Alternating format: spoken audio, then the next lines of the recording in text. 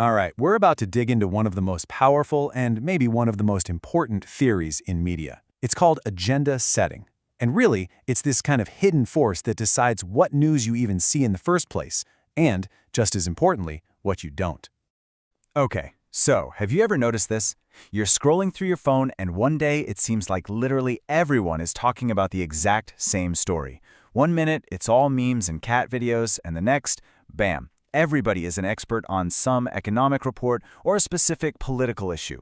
How does that happen? Where does it come from? Well, a huge part of the answer comes from this one really powerful idea. Back in 1963, a political scientist named Bernard Cohen said it perfectly. The media don't tell us what to think, but what to think about. Now, let that sink in for a second. It's not about changing your mind, it's about setting the priority. This one idea, it's the key to unlocking this whole thing. So this core idea eventually grew into what we now call agenda setting theory. It was really first put to the test, studied in detail, during the 1968 U.S. presidential election. And when you boil it all down, it's really about one thing, where the media decides to shine its giant spotlight. So what does that mean exactly? Well, to put it simply, by choosing which stories to cover and maybe even more importantly how often to cover them, the news media is basically sending us a giant signal about what's important. It's like they're handing us a memo, a list of approved topics for discussion and saying, okay everyone, here's what you should be thinking about today. And this isn't just a hunch, by the way. This was backed up by some incredible research. The groundbreaking study happened in 1968 by two researchers, Maxwell McCombs and Donald Shaw. They went to Chapel Hill, North Carolina, and they analyzed all the media coverage. Then they went out and surveyed actual voters. And the result? It was stunning. There was a near-perfect correlation, almost a perfect match between the issues the media was hammering on and the issues that voters said were their biggest concerns. But let's be super clear about something. This isn't about persuasion. It's not the media trying to change your mind on a topic. It's what researchers call the transfer of salience. Salience is just a fancy word for importance. So the media is transferring the importance of an issue from their agenda directly onto yours. If every news channel is talking about the economy 24/7, you're just naturally going to start thinking the economy is the most important thing going on right now. Okay, but it gets deeper. The theory didn't just stop there. As time went on, researchers started to realize that this whole process was way more sophisticated than just picking a topic. It got a lot more nuanced. It really evolved into having three different levels of influence. So level one is the basic stuff we've been talking about, telling you what to think about, the topic itself, say the economy. But then there's level two, which is way more subtle. This is telling you how to think about the economy. Is it a crisis or is it a recovery? The words they choose, the framing, matters. And then level three connects all the dots for you. It shows you how different topics are linked together. So the economy isn't just the economy anymore. It's now directly linked to the election. But, it's not a one-way street.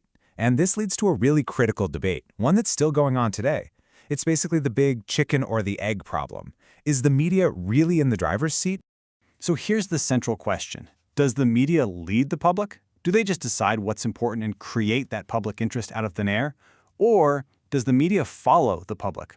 Are they just looking at what we're already talking about, what we're searching for, and then reflecting that back to us, to get the most clicks and ratings? The real answer is probably a little bit of both, somewhere in the middle. And the debate gets even more complicated. For one thing, we're not just passive sponges, right? We have agency. We choose which news sources to follow through what's called selective exposure.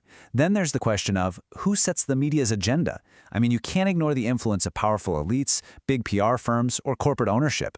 And finally, and this is a big one today, there's this idea of reverse agenda setting. This is when the public conversation, usually on social media, gets so loud that it actually forces the traditional news to pay attention.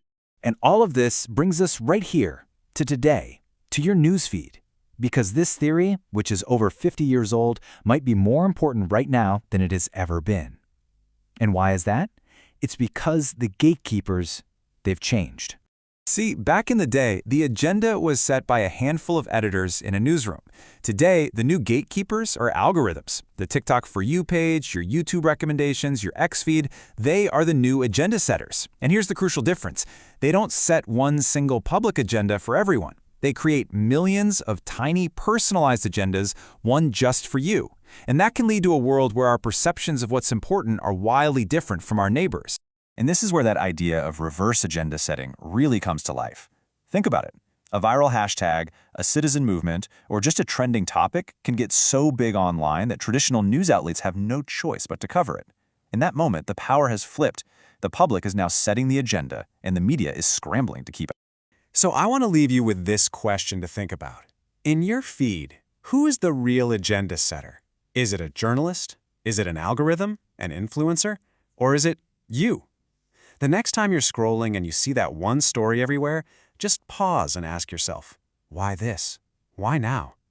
Because understanding who shapes what you think about, well, that's the first most crucial step to navigating this incredibly noisy world we all live in.